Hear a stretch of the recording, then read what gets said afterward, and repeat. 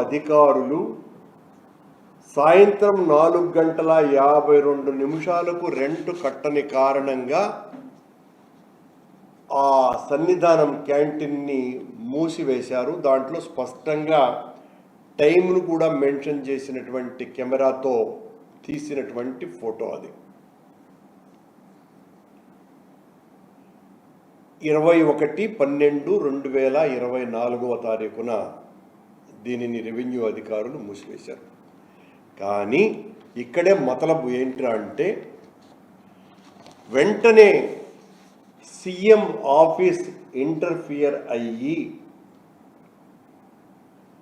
CMP number 694 principal secretary బ్రాకెట్లో MRC 2024 dated 30/12/2024 TTD అధికారులకు requesting of reopening of canteen and regularisation అని వాళ్ళు చాలా స్పష్టంగా సిఎంఓ ఆఫీస్ నుంచి ఒక ఉత్తరం, దాని నంబర్ కూడా మీకు చదివి వినిపించటం జరిగింది.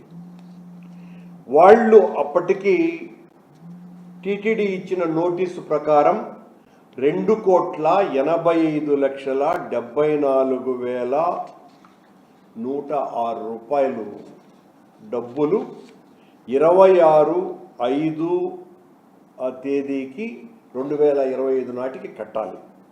కానీ వాళ్ళు కట్టినటువంటి డబ్బులు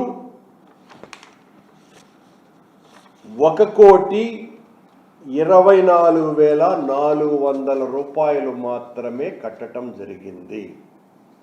టీటీడీ 2,85,74,106 రూపాయలు కట్టాలా అని నోటీసు ఇచ్చినా కట్టినది మాత్రం 1,24,400, అది కూడా 4 ఇన్స్టాల్మెంట్లలో కట్టినారు. అయినా టీటీడీ తలుపులు బార్లా తెరిచి సన్నిధానానికి శ్రీవారి సేవకుల కంటే కూడా ఎక్కువగా సేవ చేసింది. 201 స్క్వేర్ మీటర్స్ని అదనంగా నిబంధనలకు విరుద్ధంగా ఆక్రమించినారు అని ఇన్స్పెక్షన్ రిపోర్టే ఇవ్వటం జరిగింది. 16/9/2024 TTD executive engineer deputy executive officer అయిన పంచాయతీ అండ్ రెవెన్యూ ఆఫీసర్కు దీనికి సంబంధించి లెటర్ కూడా రాయటం జరిగింది. అయ్యా, వీళ్ళు ఆక్రమించినటువంటి స్థలంలో కట్టడాలు కడుతున్నారు అని రాసి కొద్ది రోజులు మేము ఇన్స్పెక్ట్ చేసినప్పుడు ఆపినారు, కానీ మళ్ళీ కట్టడం ప్రారంభించినారు అని ఆ ఎగ్జిక్యూటివ్ ఇంజనీర్ రిపోర్టు కూడా చేయటం జరిగింది. యాక్చువల్గా లైసెన్స్ కండిషన్స్ ప్రకారము రెంట్ ఎప్పుడైతే మనం ప్రొసీడింగ్స్ ఇచ్చామో, ప్రొసీడింగ్స్ ఇచ్చినటువంటి నెల ఆఖరుకు కట్టకపోతే వెంటనే క్యాంటీన్ను క్లోజ్ చేయొచ్చును అని చాలా స్పష్టంగా టీటీడీ ప్రొసీడింగ్స్లోనే ఉన్నది. అయినా ఈ సన్నిధానం క్యాంటీన్ పట్ల టీటీడీకి ఎందుకు ఇంత అవ్యానుజరాగమైనటువంటి ప్రేమ ఉన్నది? మూసేసిన క్యాంటీన్ను ఎందుకు తెరుస్తున్నారు? తెరిచినటువంటి క్యాంటీన్కు మళ్ళీ 2,85,00,000 వాళ్ళు బాకీ ఉన్నారు అని తెలిసినా 1,00,00,000 రూపాయలే వాళ్ళ చేత కట్టించుకున్నారు. అంతే కూడా కాకుండా వాళ్ళు అదనంగా ఆక్రమించినటువంటి చెట్లలో 15 చాలా పెద్ద చెట్లను కొట్టివేశారు అన్నటువంటి రిపోర్టు కూడా ఉండినా, ఎప్పుడైతే సీఎం ఆఫీస్ నుంచి ఉత్తరం వచ్చిందో వెంటనే అటవీ శాఖ అధికారులు అక్కడ 4 అకేషియా చెట్లున్నాయి, వాటిల్ని కొట్టినాము అని చెప్పినారు. అక్కడ చాలా మంచి చెట్లు ఉంటే అకేషియా అనేటువంటి ఒక పనికిమాలిన చెట్టును, అది ఎప్పుడో టీటీడీనే నిర్ణయం తీసుకుంది ఇలాంటి చెట్లను కొట్టేయాలని, ఆ అకేషియా అనే ముద్దు పేరు పెట్టి అకేషియా చెట్లను కొట్టినాము అని చెప్పటం జరిగింది. ఇది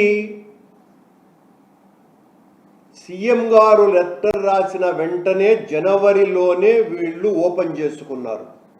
కానీ టీటీడీ వాళ్ళు 1/4/25 రీఓపెన్ చేసినట్టుగా రాసుకున్నారు. అంటే ఆ 3 నెలలు క్యాంటీన్ నిరాఘాటంగా జరిగింది. ఇదంతా మతలబో చూడండి. కాదని ఇప్పుడు వాళ్ళు అనొచ్చు, కానీ ఆ 3 నెలల కరెంటు బిల్లును ఎంక్వైరీ చేస్తే వాస్తవం ఏంది అన్నది బయటపడిపోతుంది. ఎంక్రోచ్మెంట్ను ఈ రకంగా ఏం చేసింది టీటీడీ? సీఎం గారి నుంచి లెటర్ వచ్చిన తర్వాత 50,000 రూపాయలు నెలకు ఎంక్రోచ్మెంట్కు ఫీజుగా నిర్ణయించింది. దీన్ని బట్టి ఏ అర్థం వస్తున్నది? ఎవరైనా ఇలాంటి స్థలాలను టీటీడీ ఆక్రమించుకుంటే, ఇలా ఫైన్లు వేస్తే తిరుమలలో ఇక ఇంచి స్థలం కూడా మిగలదు. నానా హడావిడి చేసినారు ఆ రోజున. నిజమే, అది తప్పు కూడా జరుగుండొచ్చును. మిగతా మఠాలు కొన్ని ఏదో చేసినారు అని పెద్ద ఎత్తున గొడవ చేశారు మేము అధికారంలో ఉండగా. మరి ఈ రోజున ఒక క్యాంటీన్, ఒక వ్యాపార సంస్థ 201 స్క్వేర్ మీటర్లని ఆక్రమిస్తే దాన్ని రెగ్యులరైజ్ చేయమని చెప్పి సాక్షాత్తు సీఎం ఆఫీస్ నుంచే వస్తే, రావటమే కాకుండా దాదాపు 2 కోట్లను ఫీజును, రెంట్ని ఎగ్జంప్ట్ చేయటానికి ఈ అధ్యక్షులు బిఆర్ నాయుడు గారు ప్రయత్నిస్తున్నారు అన్నటువంటి విషయం తెలుస్తున్నది. అలాగే 3 నెలల ఫీజును అఫీషియల్గా కూడా ఎగ్జామ్ చేశారు. మీరు కట్టాల్సినటువంటి పని లేదు, మీరు వ్యాపారం పెట్టుకోలేదు అన్నటువంటి ఉద్దేశంతో. ఇంత దారుణంగా ఒక క్యాంటీన్ నిర్వాహకులకి 2 కోట్ల రూపాయల లాభం చేకూర్చటమే కాకుండా